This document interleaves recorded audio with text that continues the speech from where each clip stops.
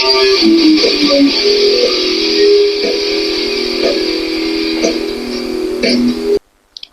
everyone, welcome to Logan Smosh Pig. Glad to have you here. Do me a favor and please subscribe if you haven't already. Thanks a lot for tuning into a new episode of Rock and Read.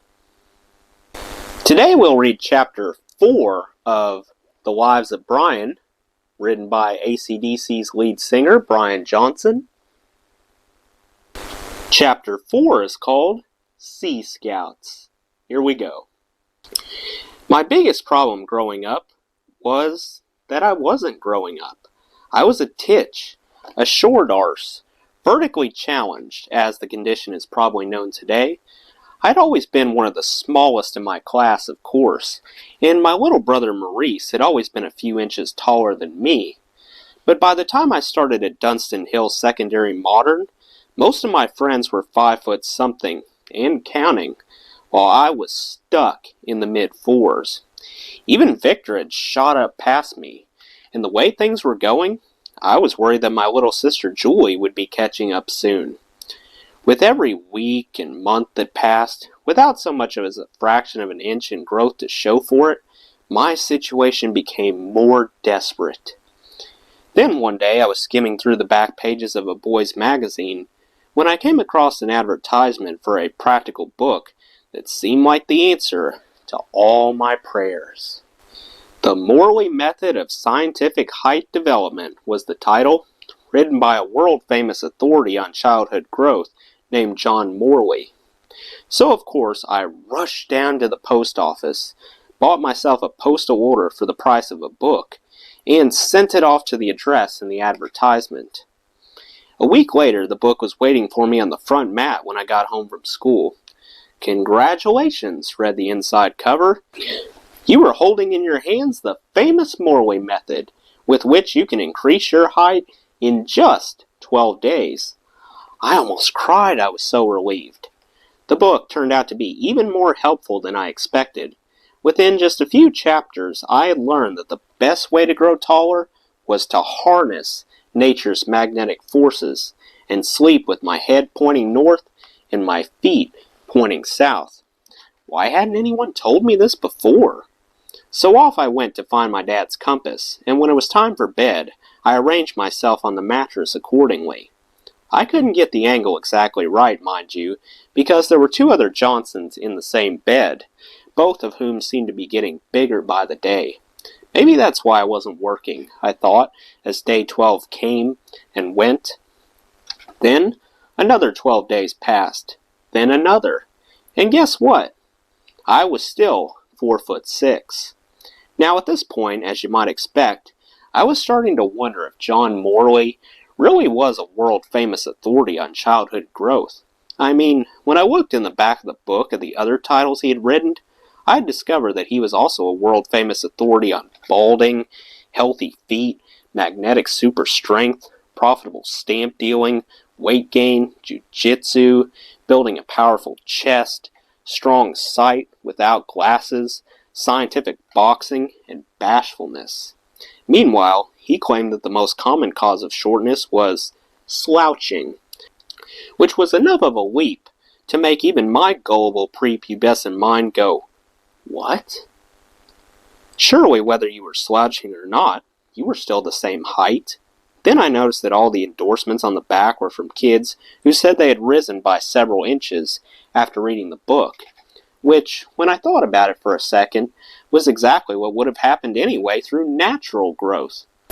But I refused to believe that I had been conned, so I kept reading and rereading each chapter, staying up later and later every night, searching for missing advice, a hidden clue, anything, until my dad realized what was going on and sat me down for a talk. "Son," he growled, "you've always been a tarse, and you always will be a tarse." My dad never swore, so tarse was his version of short arse. "Now for God's sake, get your nose out of that stupid book and start making the best of what you've got." To be fair to my old man, he did give me some helpful advice about my height, mainly because he was worried that in a town full of hard men who liked to pick fights, a kid of my size was a walking liability.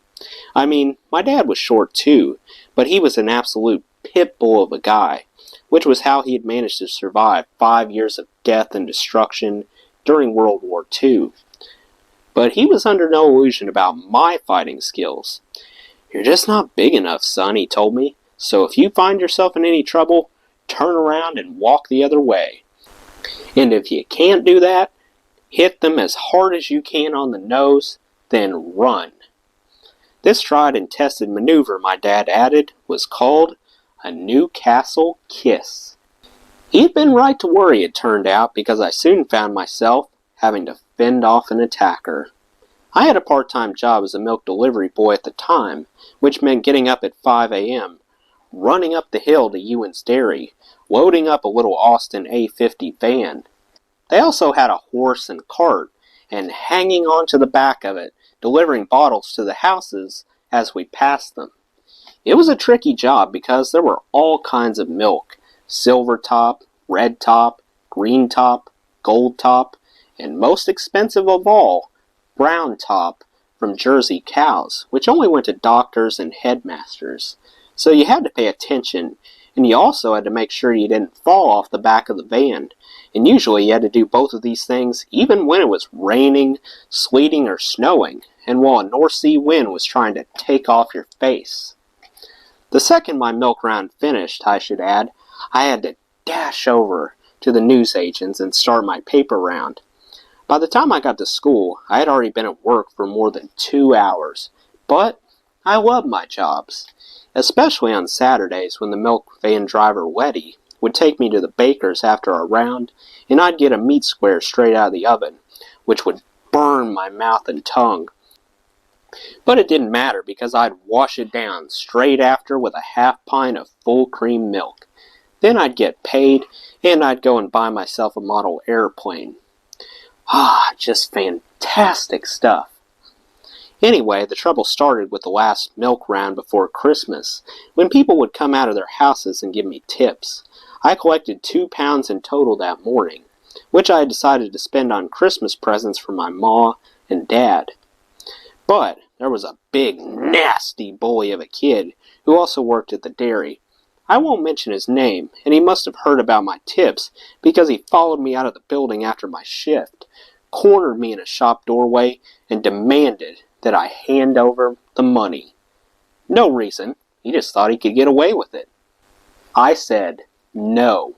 So he drew himself up to his full height, pulled me up by the collar so my face met his, and went, "I'll ask you one more time, you little... give me your money." All I could think of were my dad's words about turning around and walking away. But I was up against the door, so there was no escape. And as a matter of principle, I wasn't going to give this guy a single penny. So without even thinking, as a surge of pure animal rage took over me, I hit him so hard, right between the eyes, it broke his nose and his cheekbone. The scream he let out was awful. Even I was shocked. Then he started to cry, and of course there was blood dripping everywhere. But I didn't feel sorry for him. He tried to rob me because I was small, and as my dad would say, he had it coming. So I left him there and legged it home, looking over my shoulder all the way, just in case he followed me. The police were never called, but when I went back to work after Christmas, Letty's sister tore into me, calling me every name she could think of. Letty pointed out that it was the older boy who had started it by trying to steal my tips, and that he had a long history of being lazy and rude and nicking milk from the van. "Boy, but we cannot sack him," came the reply. "He's English."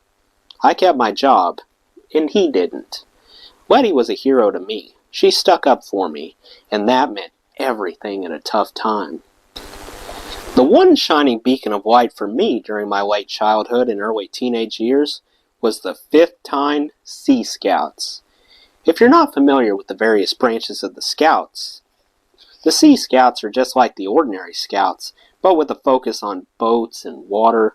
Of course, there are plenty of both in Tyneside, which once stood alongside Glasgow and Belfast as one of the shipbuilding capitals of the world.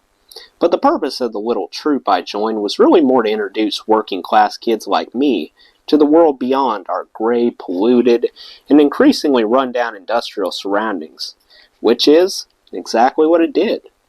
Without the Sea Scouts, I'm pretty sure that my life wouldn't have turned out the way it did. A lot of this was down to our scoutmaster and my first mentor, a young guy who went by the name of Warren Young, because apparently, when I was born, the clouds parted, a shaft of light shone down, and God boomed, "And lo, every important figure in the life of this child, Brian, shall be called Young." I mean, granted, Warren Young was a bit of an oddball, a bachelor who still lived with his mother in a big old house in Gateshead, but he was the loveliest, kindest, most thoughtful man that I had ever met. He didn't shout at you if you made a mistake. He'd always listen to what you had to say, and he'd always help you if he could. Do you understand just how rare that was back then? Bear in mind that it was entirely normal in those days, expected even, for figures of authority to treat kids in ways that would get them locked up today. Back at Dunstan Hill Juniors, for example, I was once reading out loud in front of the class and got it a little wrong, and the teacher came up behind me and smacked me on the side of the head so hard I fell down and couldn't get back up. It was criminal, the force he used, and he kept screaming at me to get up, but I couldn't, so I had to ask one of my classmates to get the school nurse. I thought he'd get into trouble for it, but not at all. He was back to knocking kids around the next day. The point being that Warren Young was halfway to a saint because he was so patient and kind, and we respected him all the more for it. We also loved him because he was always coming up with new games and activities for us, including endless rounds of British Bulldog, during which we got to knock the living out of each other in the scout hut for half an hour at a time, even though one of the little ones would nearly always end up going home with half of his teeth in a paper bag. But the games weren't my favorite part of the Sea Scouts, not by a long shot. What I loved the most was the singing, because it wasn't the boring, stodgy singing that we did at school or in church. It was boisterous, sitting around a campfire, bellowing it out at the top of your lungs, singing, the kind that makes your spine tingle and puts a huge grin on your face, no matter what kind of mood you're in. Another reason I liked the singing so much was because I was starting to realize that I was good at it. It's funny looking back that I could belt out a tune, even though my voice hadn't broken yet and I was still so underdeveloped. I suppose I just got the huge pair of lung genes from my dad. Where my pitch came from, though, I have no idea. My dad couldn't hold a tune to save his life. My mother, God bless her, was even worse. So there I'd be in the scout hut every week, and sometimes even at the weekends, dressed up in my little neckerchief and woggle, my knees and arms all bruised and grazed from British Bulldog, singing my heart out, imagining myself somewhere on the plains of Africa, just loving every second of it. And then one day, Warren Young took me aside and told me something that would change my life forever. "Brian, son," he said, "I want you to come back here on Tuesday afternoon for an audition." "An audition?" I said, my face dropping.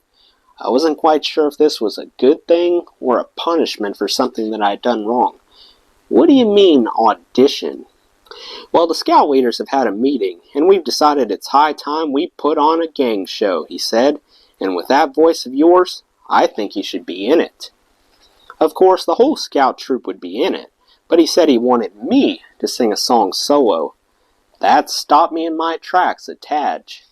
Now, gang shows in those days were pretty awful events, like school pantomimes, only worse. But entertainment was hard to come by in the early 1960s, so everyone wanted to pile into the scout hut to watch 2 hours of lads cracking jokes, dancing, and singing songs that everyone knew by heart. Gang shows had started 30 years earlier with the songwriter and producer Ralph Reeder, the guy who wrote "We're Riding Along on the Crest of a Wave." So getting the chance to be a part of this great British institution was a massive honor, and an opportunity that could very well change my life.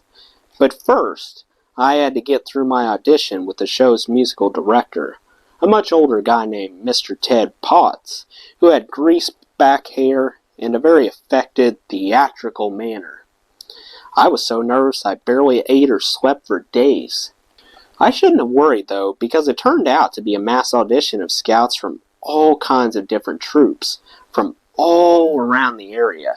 And all we had to do was skip around in a circle while a guy played the piano, and Mr. Ted Potts watched our every move in a slightly unsettling way.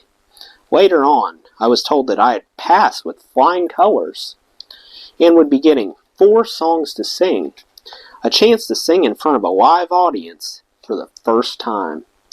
And then we were taught very roughly how to dance. It wasn't dancing, it was more marching and waving hands. It was George, Raymond, Carl, all friends of mine from the scout troop, and Beach Drive. My voice wasn't broken. It wasn't anything to shake the world, but I held a note true. There were a lot of warblers, but I seemed to be able to hold on to a note without thinking about it. The songs were Stay After School, The Morning of My Life, Sisters, and one other. The first dress rehearsal was in the church hall, and we were all dressed up with the piano and lights. Even though there wasn't anybody there, it was quite nerve-wracking. We had to make costume changes, running downstairs to a room buzzing with activity. All the mothers were helping with makeup, and the makeup was bad because of how bad the lights were. We had to have red cheeks, and we looked like mannequins. The wonderful thing was the excitement, which I had never felt before, like I was part of something. People were tripping up, walking off stage, and walking into things, and boys were getting a bollocking. It was just a fantastic feeling. I knew this was the life for me. I was nervous because there was this one song, Stay After School, that was quite rocky. I had to wear jeans, but I didn't have any at the time, so I was given a pair with a t-shirt. When we went out to do it on the live show, the girls were screaming, which we loved. Our hair was slicked back, and we wore sneakers. I was so wrapped up in our performance that I didn't think about my parents, but my mother thought we were lovely. To me, it was like there were thousands there in that church hall.